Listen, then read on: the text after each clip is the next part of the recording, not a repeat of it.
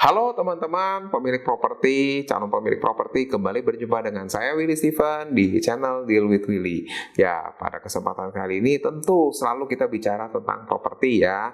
Nah, kita akan bahas soal KPR lagi ya. Kenapa? Karena kita tidak mungkin memisahkan antara properti dengan KPR. Ya, ibarat sudah menjadi dua sisi mata uang yang selalu bersamaan ya.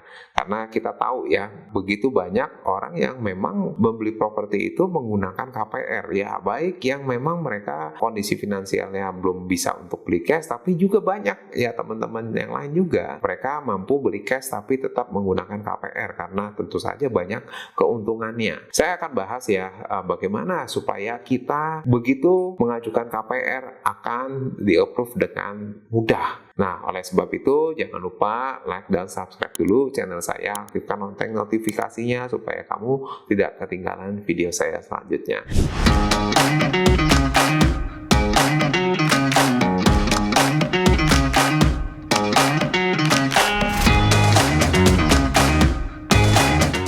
Yes, kita balik lagi soal pengajuan KPR. Apa tips-tipsnya ya, apa yang bisa kamu lakukan supaya KPR kamu auto approve? Yang pertama yaitu kamu sudah tertib soal dokumen ya. Jadi pastikan ya semua dokumen kamu sudah dipersiapkan dengan lengkap. Yang pertama mulai dari dokumen keuangan, yaitu berupa ya rekening, laporan keuangan ya buat kamu yang pengusaha ya, supaya kamu bisa terlihat dengan jelas sumber penghasilan, karena bank tidak kenal kamu siapa ya. Jadi supaya tahu ya, supaya bank kenal ya, bank perlu tahu lihat rekening kamu ya. Kemudian selain itu yang kedua adalah dokumen personal atau dokumen pribadi ya, seperti KTP, KK, NPWP ya, pastikan itu semua masih up to date ya, termasuk buat kamu yang sudah menikah ya, tentunya juga perlu mempersiapkan akta nikah dan lainnya. Nah, kemudian selain itu yang penting adalah ya, selanjutnya adalah dokumen properti itu sendiri, yaitu legalitas dari properti itu sendiri, seperti ya sertifikat IMB ya, dan juga PBB-nya, termasuk juga dokumen pendukung lainnya ya, seperti misalnya contoh kalau di apartemen ada polis asuransi gedung ya. Nah, itu semua yang harus kamu persiapkan dalam pengajuan KPR. Tapi itu saja tentu nggak cukup ya. Nah, karena kamu harus melakukan hal-hal penting yang lainnya, yaitu tentu aja ya kamu harus mengukur kemampuan finansial kamu. Saat ini berapa besar sih penghasilan kamu? Ya, ada berapa sumber income yang kamu miliki saat ini? Ya, tentunya itu semua dapat diajukan sebagai referensi total pendapatan kamu. Nah, tentu aja kalau contoh misalnya kamu punya income 10 juta, nggak mungkin kamu dikasih pinjaman yang cicilannya 10 juta juga.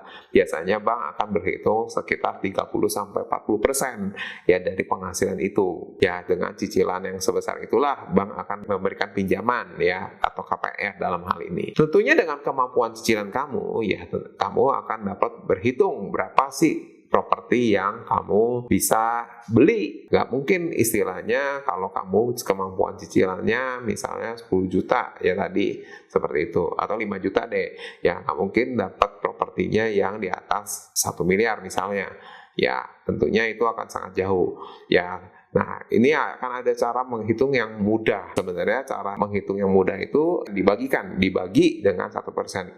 Jadi katakanlah untuk menghitung paling cepatnya, kalau kamu mampu menghitung 5 juta, berarti propertinya bisa dibeli sekitar 500 juta. Begitupun juga sebaliknya. Tapi tentu aja ini bukan perhitungan yang pasti. Dan tentunya untuk mendapatkan perhitungan yang pasti, tentunya ada rumus yang bisa kamu pelajari. Tapi ini adalah langkah awal supaya kamu bisa menghitung dulu dengan lebih mudah.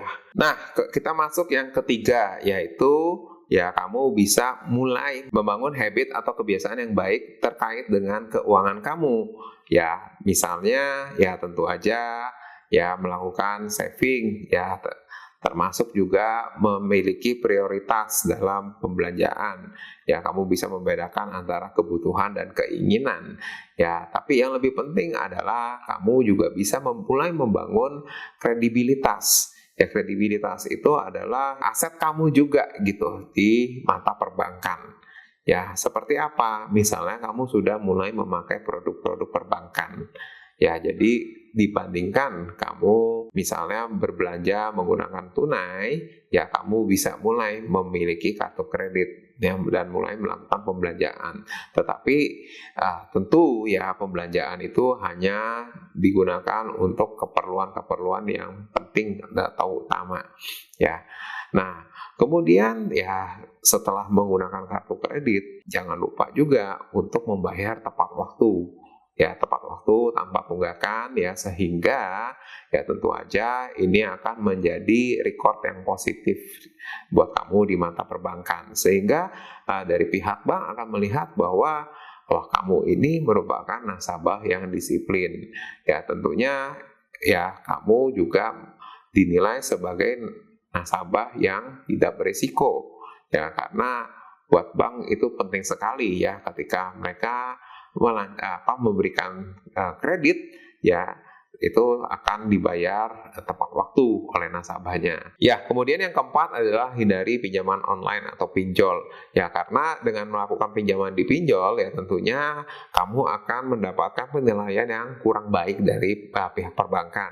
Ya, jadi itu semua akan tercermin di SLIK ya, atau dulu namanya BI Checking. Ya, saat ini di bawah OJK namanya SLIK. Ya, itu semua yang akan menampung semua record kamu dalam melakukan pinjaman dan kedisiplinan kamu dalam melakukan pembayaran. Oleh karena itu pastikan SLIK kamu itu benar-benar bersih, atau dalam penilaian itu namanya kolek 1. Ya, artinya selalu lancar dalam melakukan pembayaran. Nah, jadi itu semua yang harus kamu persiapkan. Ya, tentunya semakin lama kamu memiliki histori kredit, tentunya itu akan semakin menguntungkan kamu, karena kamu merupakan nasabah dengan track record yang sudah panjang. Ya, jadi bagi kamu yang betul-betul ingin mengetahui tentang KPR dan memanfaatkan KPR dengan seuntung-untungnya, kamu bisa dapatkan tutorial lengkap menggunakan KPR seuntung-untungnya di ebook ini. Kamu bisa klik link di bawah ini. Juga bagi kamu yang ingin ada pertanyaan tentang KPR, kamu bisa komen di bawah ini. Oke, baik, sekian sharing dari saya pada kesempatan video kali ini. Terima kasih dan bye-bye.